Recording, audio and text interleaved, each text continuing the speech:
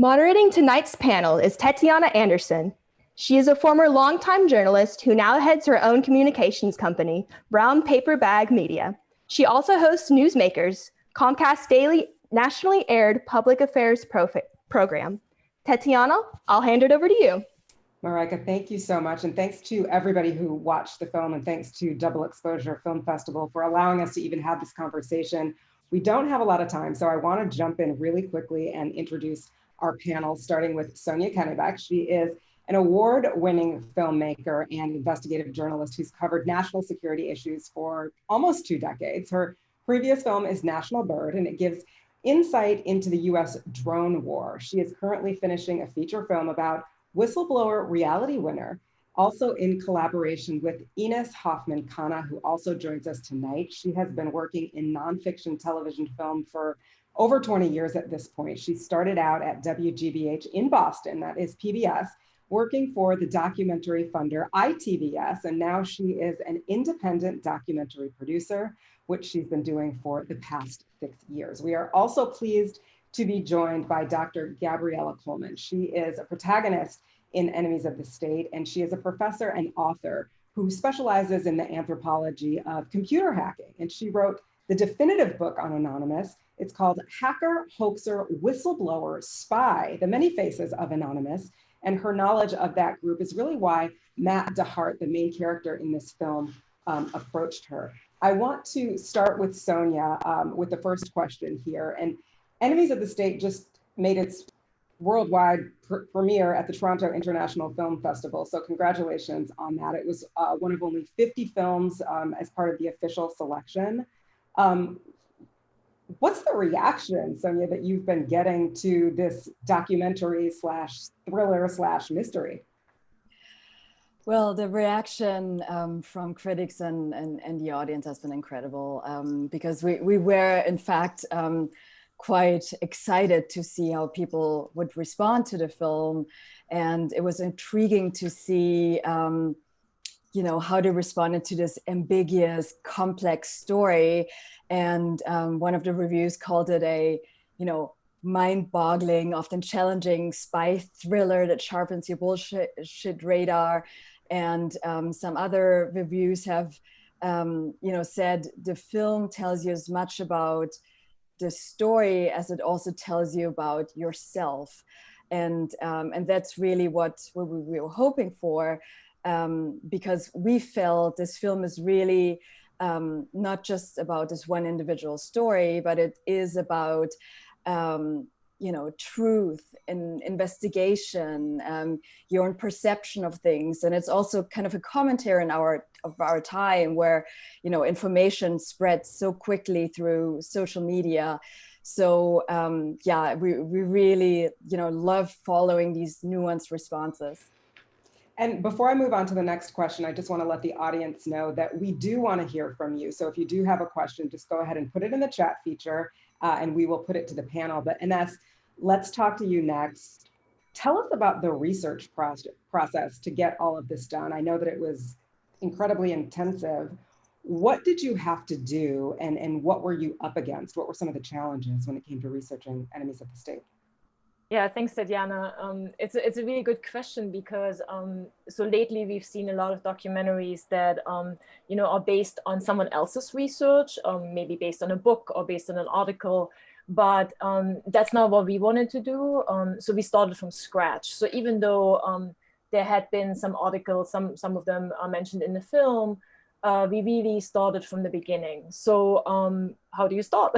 A lot of document research, right? So this is tedious and boring and super time consuming and not very exciting, but you have to do it. And we're talking about thousands and thousands of pages here of court documents from both the United States courts, but also from Canada, because a lot of the story takes place in Canada. But then the document research takes you to many, many people that are mentioned. And then, of course, you start the people research. You find these sources, you talk to them. You don't rely on what's already been said or what they already said. You talk to them directly. Maybe their opinion has changed. Maybe their own information has changed.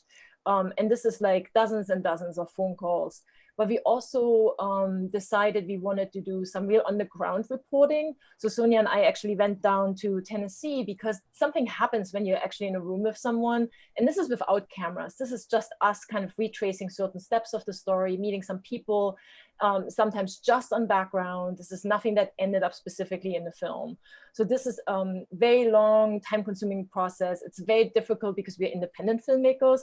There's never enough time, there's never enough money. This is really, really complicated. And then the most frustrating thing, to be honest, was the doors that kept closing on us sometimes when we mentioned the story, right? So I just give you one example because it really stuck with me.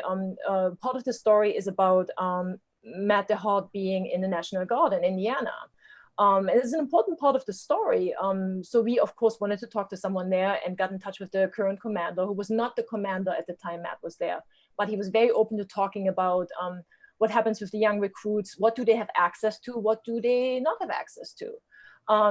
And everything seemed great. We set up an interview, and literally a week before the interview, someone in DC pulled the plug and said, no, none of that. You got to go through us in headquarters. So we were like, okay, put in our paperwork, started from scratch. And then very suddenly and literally without explanation, we got a no. And it was incredibly frustrating because it wasn't just a no, we were literally ghosted. And I felt like it was it was very disrespectful. Aside from obviously being frustrated now we couldn't have this interview, it felt like, uncalled for. There was no exchange of any ideas of why they wouldn't want us to talk to the National Guard, none of that. And I always feel like, we are the taxpayers, we pay for you, the National Guard, we pay for you, the FBI, and at least engage with us, So we had a lot of that going on throughout research. So, an already complicated story was made more complicated by very little transparency on the side of the government, especially. And then, of course, many dead ends, lots of rabbits, lots of rabbit holes. So, very, very time consuming and, difficult.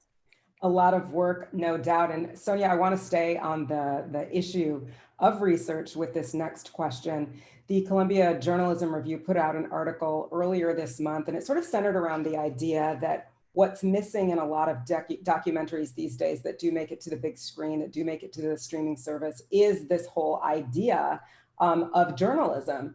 And I know that as in other films you've done, like National Bird, investigative journalism is just as important as the main character. Why do you think it's so important to not leave that part out, especially when it comes to a film like Enemies?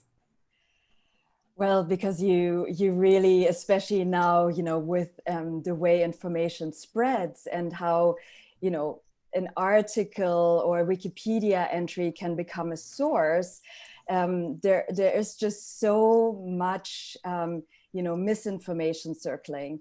And it becomes increasingly more difficult to find out what is the truth behind something, behind the story. And that's what we felt and feel now what this film is really about. It is about finding the truth. And what we disclose in the film is our journey of investigation. Because as Ines said, it's been extremely challenging to get, independently verifiable information in the story. There were a lot of secrets. We personally, what you see in the film is really just the tip of the iceberg in terms of research. Like underneath it is this whole mountain of things that we've done. We actually filed our own court motions to get documents unsealed, Freedom of Information Act requests. We talked to way more people that actually ended up speaking in the film just to get really hard, first original source information. And then we, in the timeline of the film, when you watch the film, we disclose when we received certain information. It is, for us, it really is a film about an investigation. And what I would like to kind of share, especially to this audience here, is that you have to go into a story open-minded. I think whatever story you're doing and covering, you have to, I think in really good journalism, you cannot just, form an opinion in your head and, and go and like make a film about it or write something, but you have to probe yourself constantly in your own perception, what you believe and what you think. and yeah, and be open to changes and surprises. Speaking of being open-minded, I want to turn to Gabriella. Dr. Coleman, you're obviously very open-minded. You are an expert in hacking, tricksters, making sense of the obscure, but even this story of Matt DeHart took you aback a little bit. You wrote on social media that this is a story that is fascinating, disorienting. It's a fascinating and disorienting rumination on the question of truth, lies, and whistleblowing. It's a pretty intense thing to say about the film. Unpack this for us. What do you mean by that? Well, first of all, let me rewind a little bit about and talk about how I first came across Matt DeHart. I one day arrived in my office and there was a big FedEx package of documents. And in the envelope were a lot of legal documents around the case, as well as a sort of write-up about it. And that alone was very disorienting.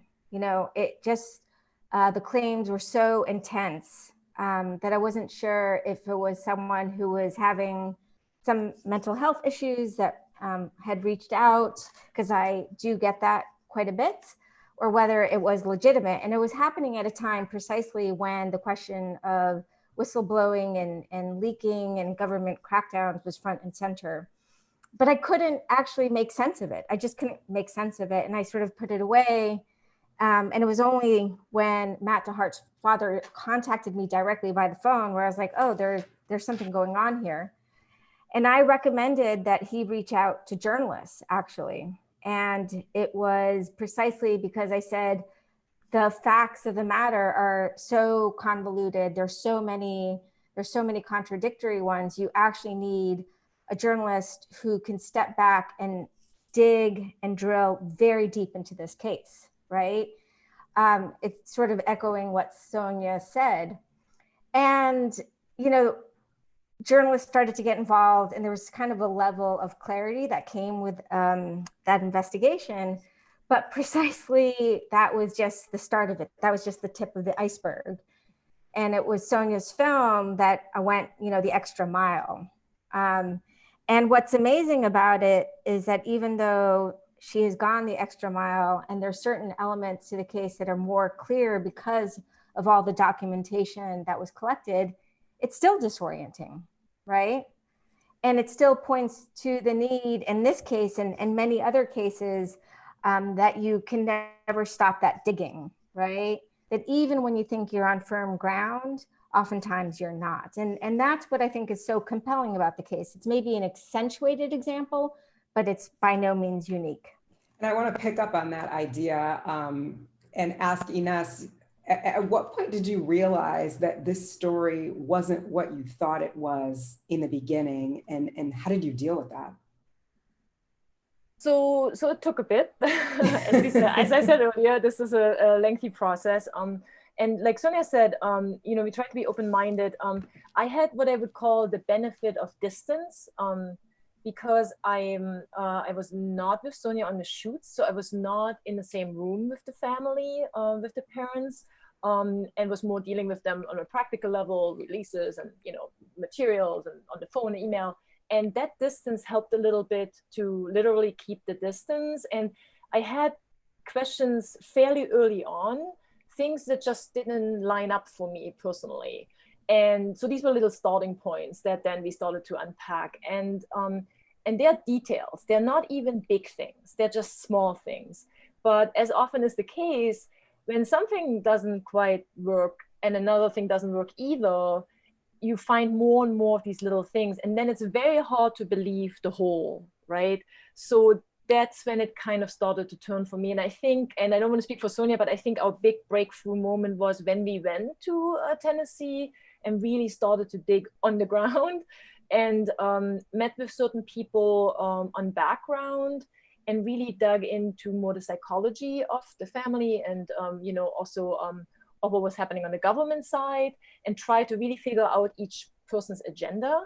And then things became more, first a little bit more murky, but then a little bit more clear. I think, I don't know, I don't want to speak for you, Sonia, but I thought that trip was kind of like almost like the key that opened us to other possibilities, I would say.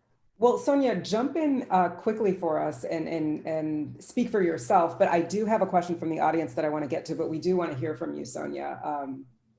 When did you sort of know this wasn't what it seemed? I mean, I have to be honest, this was a very challenging investigation.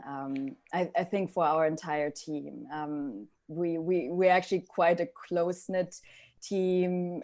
You know, we've worked with our director of photography, our editor over, you know, the course of multiple films.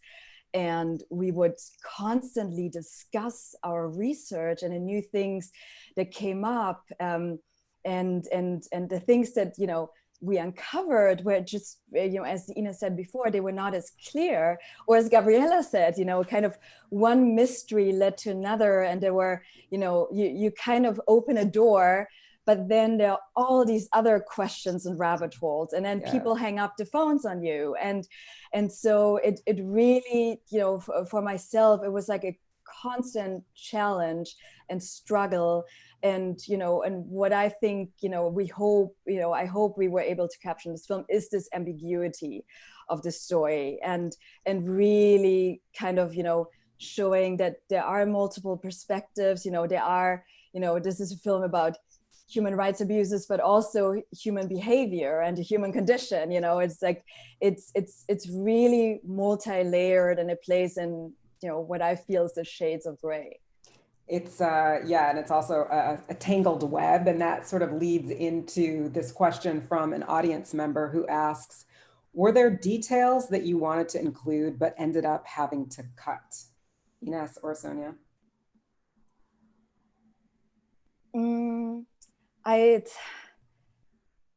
Probably, that's a really hard question, because you know, we really feel at the end, and you know, we took a lot of time and thought and really, you know, until we had this final version. You know, this film, we didn't take it lightly. This was not a rushed film. This is many years of research and many months of reviews and fact checking to really, you know, be as nuanced as we could be. So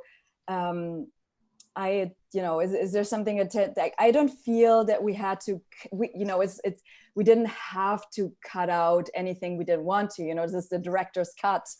But we were very thoughtful about what we actually ended up putting in, and, you know, and what we, you know, felt important to share with an audience. I mean, there was probably, you know, sound bites here and there that maybe went off on a tangent a little bit, that could have been interesting, but that maybe didn't need to be there. So you usually like edit like that, where you feel like, okay, where can we trim the fat, so to speak, in editing terms. But I feel like the important stuff is, and I agree, but I can't think of any example right now, but I'm sure there were things that at certain stages in the film felt more important than they were at the end, right? They lost maybe something in, or others gained more importance, right, as we went along. So there's a lot of that actually, where things shifted in terms of like their importance. Yeah, shifting is a great word to use to describe what happens all throughout this film. It's almost like you don't know what's going to happen next. And Gabriella, I want to turn back to you. You talked about the idea that for you, the story started with a document dump from Matt DeHart. And I'm wondering, from that time that you first came in contact with him and what the story was until now, and seeing the finished film, have you shifted your perspective on what really happened, or what you believe he did? Yes. Tell us. Although, you know, I think for a large period of time, I inclined towards wanting to kind of believe and support the story, in part because I had seen many hacktivists and whistleblowers, you know, get the sharp end of the government stick. But there were always these issues that stood out to me. You know, there was a pen drive that had all this information, and yet no one had a copy. It was given over to the Canadian government and no longer existed. And that was like, you know, the key to everything. And that always bothered me, right? And so there's always these details that made it impossible for me to just sort of say with 100% certainty what was going on, right? There was always like a little part of me that was questioning things. And I think that came out in the initial interviews. But I still also never wanted to entertain the possibility that the government charges were true. You know, that felt very uncomfortable to me as well. Both because of, you know, the depraved nature of the charges, and also, you know, the part of me also felt that, well, you know, historically, the government has sometimes gone to extreme measures to discredit activists. This is a history we know well. So it's within the realm of possibility. So then it was Sonia who presented the new information to me while filming me, which caught me a little bit by surprise. But I also, I think, appreciated that as well, because that was what they were able to do in the movie for the audience. Yes. And I, again, knew the deep amount of investigative research that went into the project, right? That was really important for me then to take those claims seriously. And so I did. And it was a surprise, again, because I didn't want to go there insofar as it's not an easy thing to entertain, just generally, right? You don't want to believe that sort of thing happens. Where am I now? I'd still be open and would like more investigation, right? I don't feel like it's entirely closed case, but I feel like it was never cut and dry, but now the government claims are as plausible as some of the claims that Matt DeHart has made as well. This is why it's a documentary slash thriller slash mystery. We do have another question from the audience on the case itself. And this particular person wants to know if you all have any updates on the case. Ines or Sonia, what can you tell us about what's going on at this point now that you're done shooting? Well, we are still on it in our research. You know, I think, you know, a film never really lets you go when you spend so many years of your life researching it. And in documentary, you know, it really captures, you know, a moment, and you try to really, you know, get to a point where, you know, it has an ending. And I felt, you know, it does have, you know, an ending in so far that we push the investigation further. But at this point, you know, this film is, you know, we really shot until the very, very last moment where we actually wanted to, you know, discuss the information we received with Matt DeHart. And we have been in conversation actually with him and his family and as since well. the shooting. Since the shooting, Mm-hmm. and you know, we are talking to the family, you know, every few weeks, or maybe now it's going to be, you know, less frequent. But you know, I really have to say, you know, I'm not going to let go of this completely. As Gabriella said, there's still a lot of questions in the story. You know, we are continuing to dig. We are still investigating, and will, you know, update as we find, you know, new information that is actually, you know, that will be, you know, change something substantially, will be relevant. So you talked about the idea that you're sort of still in contact with the family. You wanted to talk to Matt DeHart. We all saw the sort of last part of the film where you're waiting to interview him. What exactly happened, and why weren't you able to talk to him on camera? We did hear from him in the film, of course, but he didn't have a proper interview. I mean, it was just another of those mysteries, you know, within this like complex story.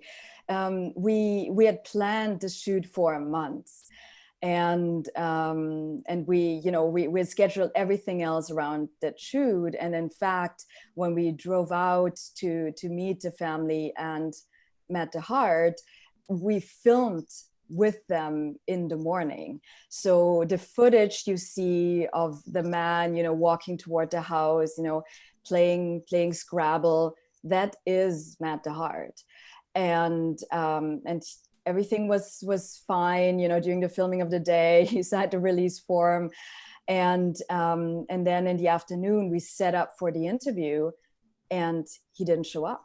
his parents didn't show up, and they were supposed to come, together. And and then it's shortly after the time when the interview was scheduled, I received a call from him. It was from a suppressed number, and he said his attorney advised him not to do it. And that was very surprising to us, because we, in fact, had spoken to his attorney ahead of time. He actually was on standby to answer questions that might arise, during the interview. And so it really, I mean, it was a shock. Ines, do you want to say a few things about that too? Because, as you said, I think, what was really important, what Ines said earlier, is that she had that distance, which I think was also crucial to the story, because you do get so personally involved, when filming, with families. And how was I think you were just as shocked as us, right? Oh yeah, I was very upset. I was very upset, and I was thinking, like a producer, I have to admit, like more of the practical things, like the time and money it took us to get there. And please remember, again, we are very independent.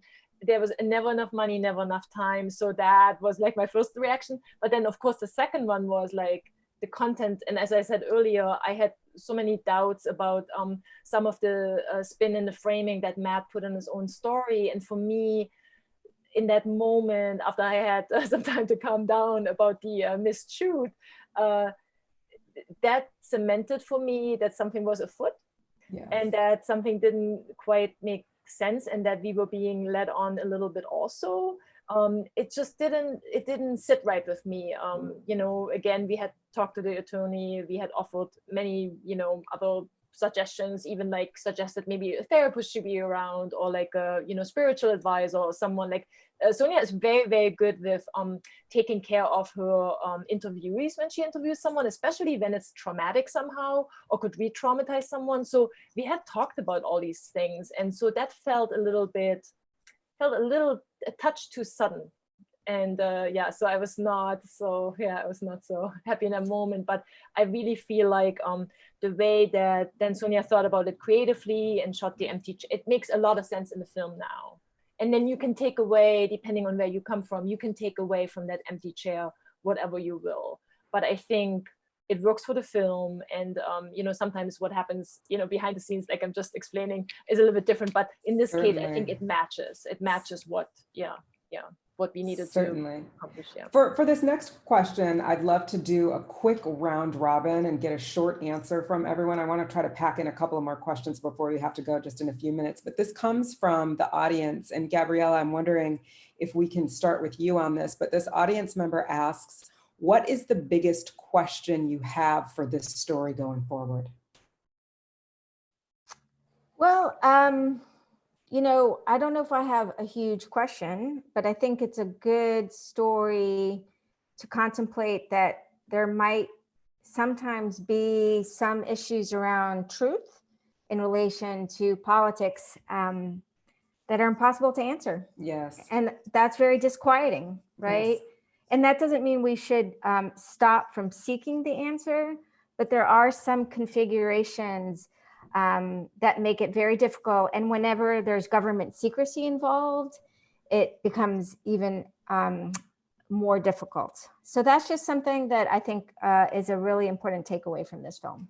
And a very good question to ask. And Sonia, what about you? What's your response here?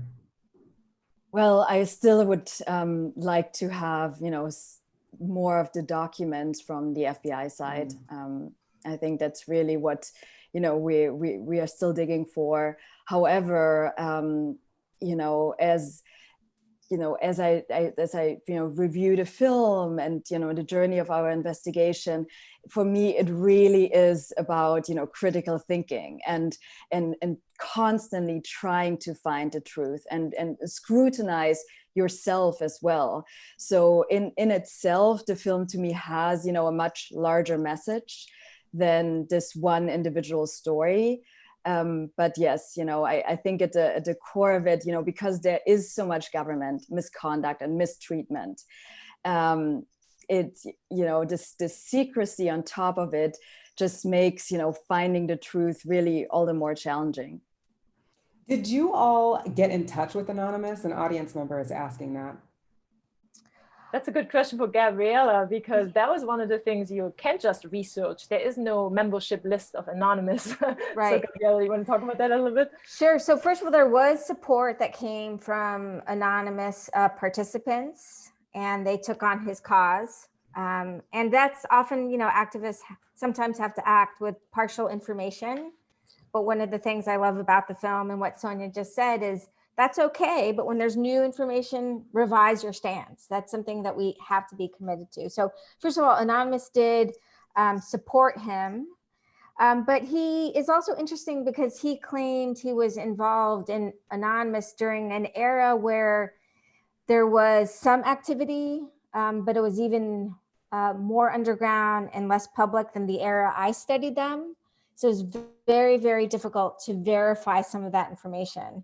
So when I studied Anonymous, it was a period of extreme activity. There was hacks, every week. This was between 2011 and 14. And weirdly enough, even though they were anonymous, you could actually verify things, in part because they were so public and because there were anthropologists and researchers embedded in the chat rooms. But he claimed he was involved in an era where there was almost no one, no outsiders involved. So it became almost impossible to verify some of his claims around Anonymous as well. Sonia, the last question is going to go to you to wrap this up for us. You have done 2 films that focus on national security. This latest one, Enemies of the State, as well as National Bird. Tell us what you're working on next and if it follows the same trend. Yes, it does. I'm definitely attracted, and really curious about these type of, international important, national security stories. And Ines and I, we are actually on the final stretches now to finish our new feature film titled United States versus Reality Winner. And that is more a film along the lines of National Bird, about the US drone war. Reality Winner is a young, woman who was an NSA contractor, and she released information about Russian election interference and became the #1 leak target of the Trump administration. And we really believe this is such an important story for everyone really to know about, and and the courage of this whistleblower. Sounds like an excellent film. I know we're all waiting to see it in theaters and streaming platforms when you're done with it. I want to thank our panel, Sonia Kennebeck, Ines Hofmann Kanna, Dr. Gabriella Coleman, and I also want to thank the audience for participating and giving your questions. This really made for a very rich discussion. I want to